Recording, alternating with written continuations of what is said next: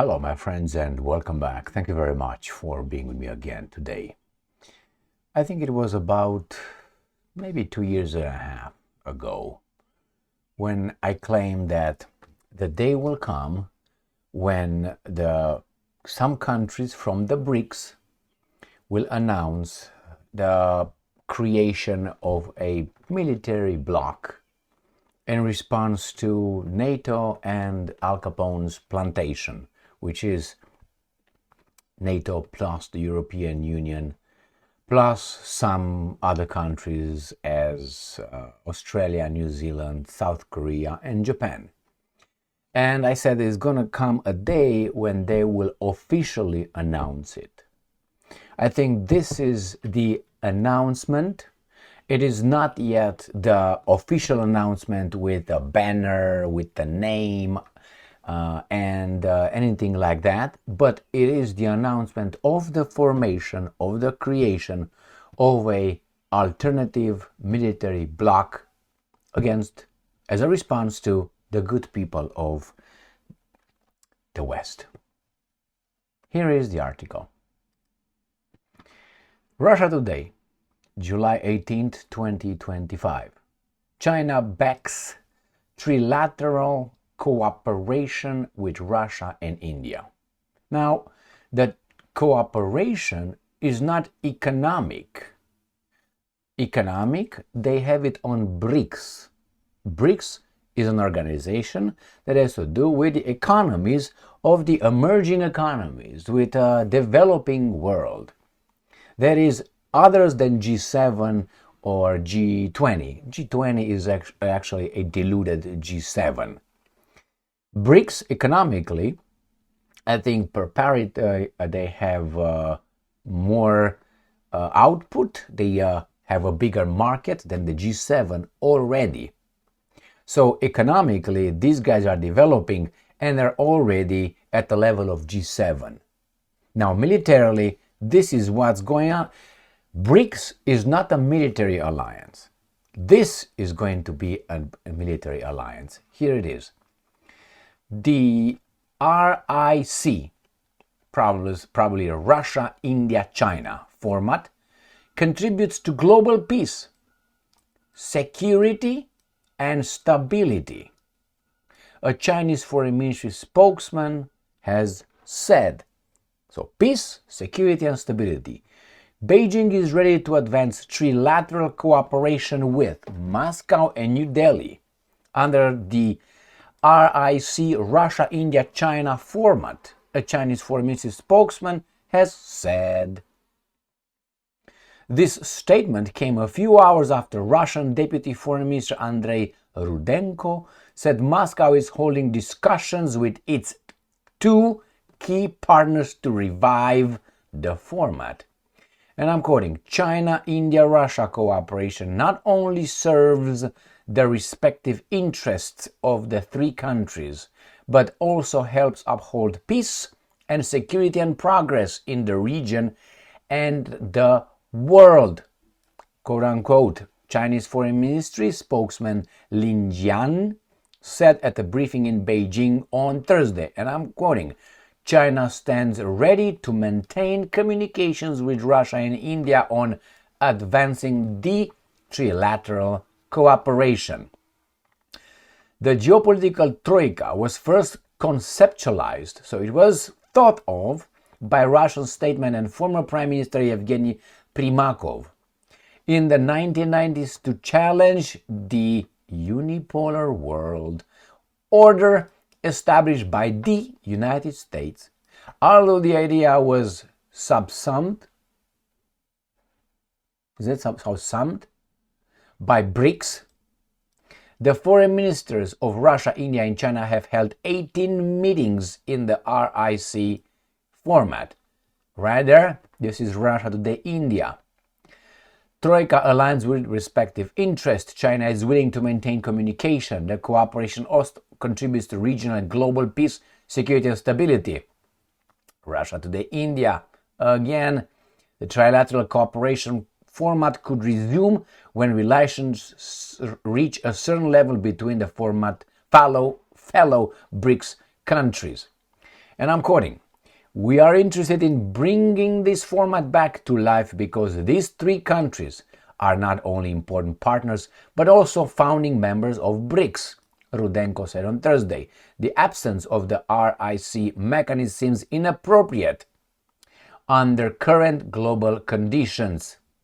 So, they want an alternative. New Delhi has also confirmed the talks with Moscow and Beijing, and I'm quoting, "As to when this particular RIC format meeting is going to be held, it is something that will be worked out among the three countries in a mutually convenient manner. And we will let you know as and when that happens at an appropriate time when the meeting is to take place," Indian Foreign Minister Ranshir Jaiswal said on Thursday. In June, Russian Foreign Minister Sergei Lavrov said the recent thaw in relations between India and China presented a good opportunity to revive the trilateral group. Now, obviously, I will discuss that. Now, and I'm quoting that, I add that, as I understand it, an understanding is being reached between India and China on how to calm the border situation. I believe the time has come to revive the RIC trio. That's, he said in the Eurasian Security Conference. So, why? Why? Well, because they're bad dudes. This is how the media will portray that for us. They are the bad dudes. This is the axis, like the Nazi axis. You remember Japan, Germany, and Italy? This is, and we are the allies. We're the good guys, all right? You will never hear the word ally attributed or placed on these people. You would always hear the axis. Why? Because they kept that alive. The axis is bad, the allies are good. So, why does it matter, and how come they reach this conclusion now and decision? So, I think it's obvious for people with some brain. Now, you don't need the entire brain. You need just a little bit of brain to realize that the good people of Al Capone and the plantation is there to get everybody. That is, you belong to us. This is the Lebenstraum. Lebenstraum was an ideology, a theory, if you want, by which a country that was super developed economically and culturally needed living space. That is, you guys got oil, but you have only camels. We're gonna need to take your oil, and we're gonna take your oil, and you can go with your camels wherever you want.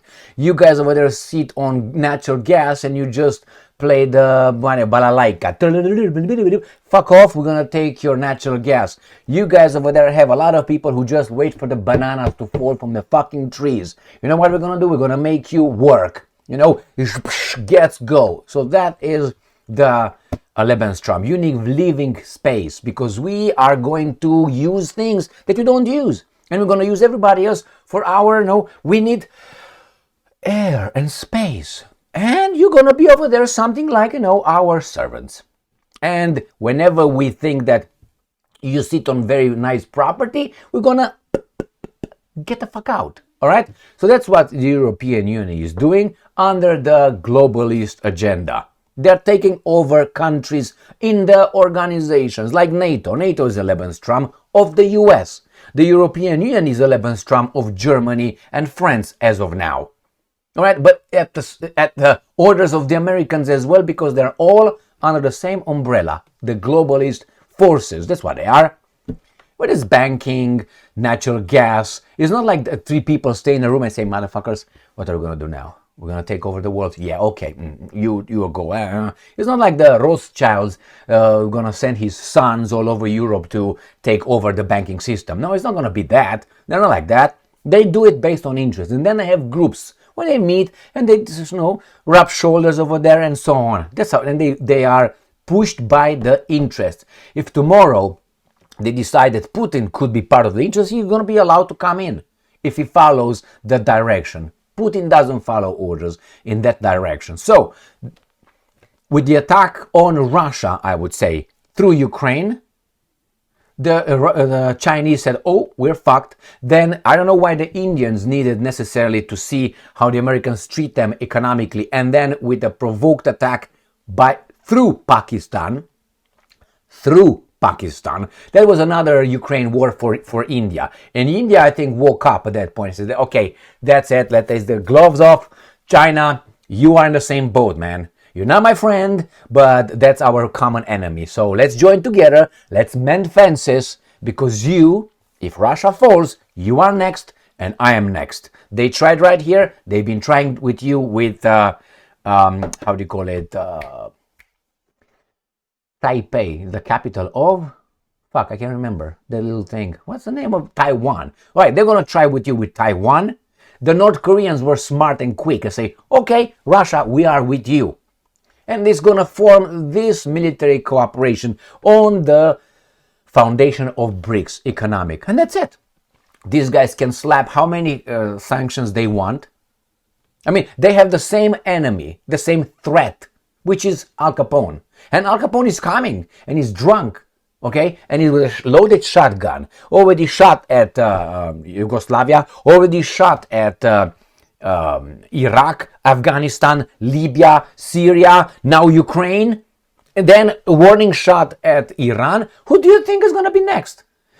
If Russia falls, the planet is going to be grabbed by these guys. That's it. This is the battle for one, I don't want to say global government, but one controlling unit of the entire population, the entire world. They will not care about Honduras or, I don't know, Albania or, I don't know, Kenya, I don't know, yet. You have diamonds, we're going to get them. If you have resources, we're going to get them. If you don't have anything, we don't care. Just wait for your things to fall from the whatever, you know what I mean? They don't care about that. Go and get your goats around the hills and so on. They don't care about that. Now, this is what's going to happen. These guys, the globalists, would work through some Western countries to destroy the other side. I think it's a little bit too late.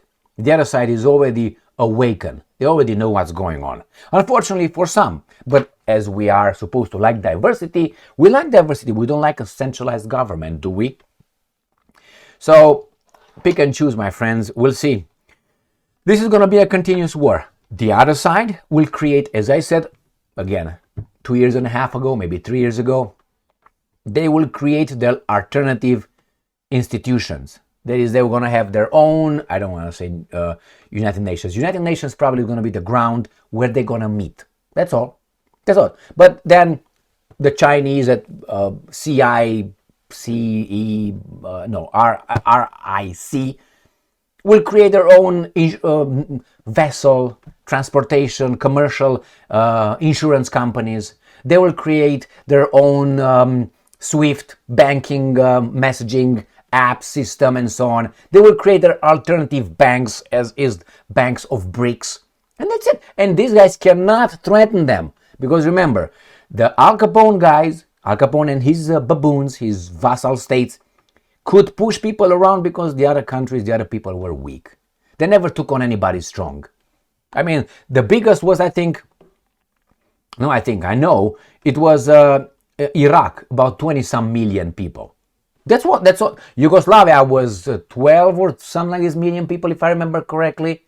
Then it was Iraq, 22 or 24 million people. Afghanistan, I have to say, I don't know how many they are, but as I can tell by the, I don't think so. Then you got Libya, 4 million people, and Syria. So they took on countries, they couldn't even beat the Houthis, the Yemenis, and they want to take on Russia. This is the consequence. Remember, all the negative consequences that the media will vomit on us regarding the other group, the other club, is going to be, they will avoid saying this. Wait a minute, why did they do this? And they will come with something like, because they're bad and they hate our freedoms. We are the free world, they are the tyrants. That's going to be the narrative. I can guarantee you that. The same as September 11. Remember? Why did they attack us? Why did they attack us? I could have given them the answer just like this. You are over there. You are over there. You do shit over there. What did you expect? What did you expect? If that was what really they tell us it was. you know, because I'm not certain those towers just fell free fall without being boom, boom, boom, boom, boom, okay? And steel doesn't melt in natural conditions. Got that? Steel has to be inflicted with super air oxygen, not air, oxygen, to get to, I don't know, 1,500 degrees. That's where the steel, don't give me the winds in the air and the kerosene from the airplane.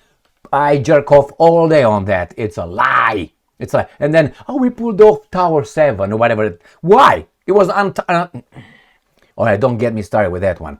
So, nevertheless, these guys, when they say, why do they hate us? They hate us. Why? They hate our freedom. And everybody was like, yes, they hate our freedoms. What the freedoms are you talking about? Go in your fucking job and say, you know what? I think the IQ tests are correct. You're fired the next day. It's true. Even the military does IQ test and so on. Go and say, okay, I think that in my life, majority of people of this group are lazy. I found them to be lazy. Oh my God, you get fired. Or say, you know what, I think Israel is fucking up in the Middle East right now. I think they're kind of like shooting everybody over there. They're committing this and that in Gaza. You're fired. Free speech in America, shut the fuck up. Anyway, you're supposed to worship certain things. You're supposed to hate certain things. It depends what they tell you through their media operatives. So the point is here. These three countries are just the beginning. And they're all strong. They're all strong. They don't need the rest of the world. They have half of the population almost. Half the population.